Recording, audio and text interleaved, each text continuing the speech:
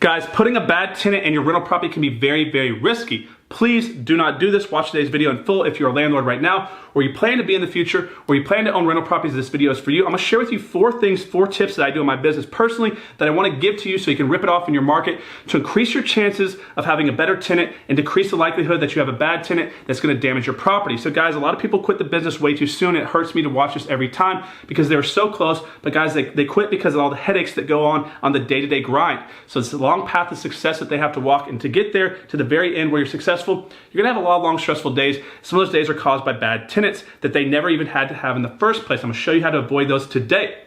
But some of those headaches can be, tenants not paying on time or paying in full. And then if they don't pay, having to evict them to get them out. And then if you evict them, they can damage your property and you have to pay for that out of pocket. And yes, this does happen, guys. So believe it or not, some people have this thought process. I'm gonna live in a house for free.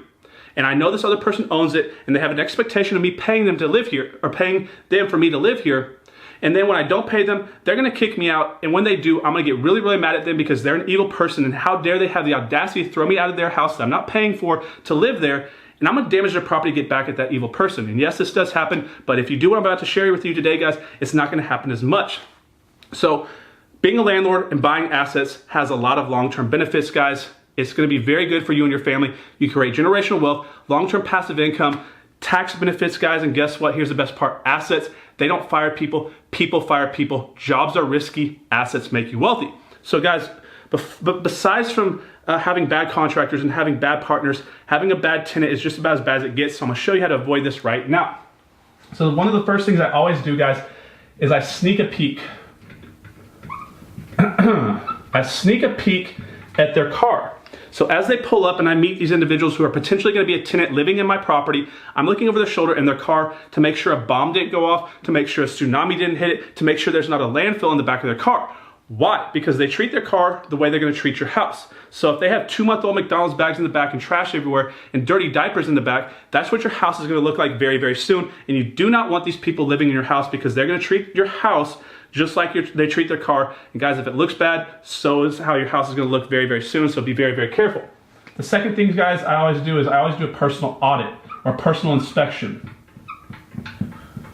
So what I'm doing here is, I'm not judging on, on age or how they look, on race or anything like that. Guys, I'm not even looking at what they look like as far as how they're dressed, as far as the cost of their clothes. I could care less if they have a $1 shirt or a $1,000 shirt that's made out of platinum, right? What I'm looking for is how that shirt looks. Is that shirt wrinkled up like they haven't washed it in a month? Because guys, if they have a diamond shirt, but it's never been washed and it's got stains all over it, that person can't take care of themselves and they're not gonna take care of your property. I've known a lot of multimillionaires that have a house that looks like a bomb went off in it, guys, and they live like bums. And they're gonna treat your house just like that. And if they don't have a maid to come clean up after them, that house is gonna get into a very bad situation very quickly. So I'm not so concerned on the cost of their clothes, but the condition of them. I'm looking at their hair. Is their hair disheveled? Are their nails 2 inches long? Guys, if they cannot take care of themselves, they cannot take care of your property, and you're gonna get yourself in a bad situation, and they're gonna make your property look very, very bad and damage it very, very soon.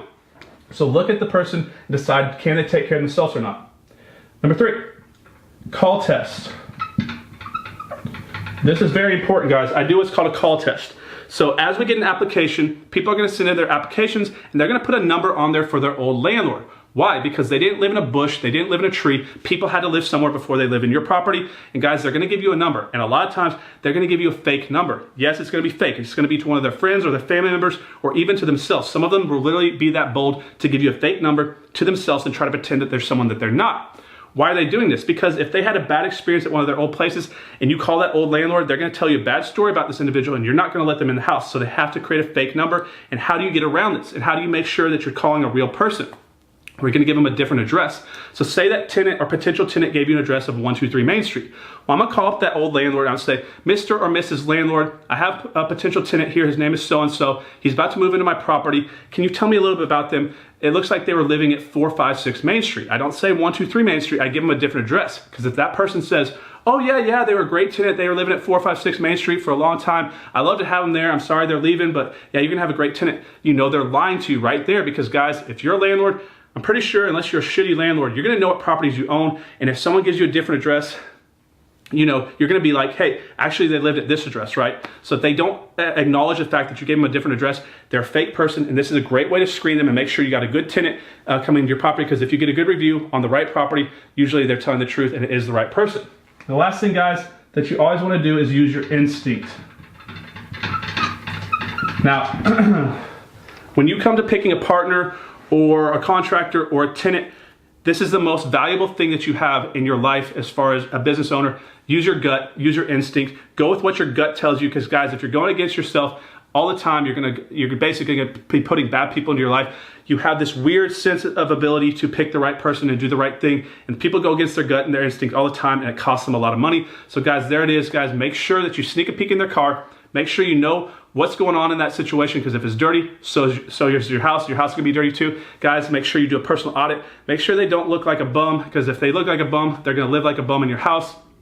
Number 3, always, always, always check up on that number to make sure it's a real person and not a fake number. And number 4, guys, go with your gut. Make sure you have a good feeling about this person, because if you have a bad feeling, probably you are right and you're gonna have a bad person in your property. So guys, I hope that helps. I'll see you on the next video. Subscribe to the channel. Have a good day.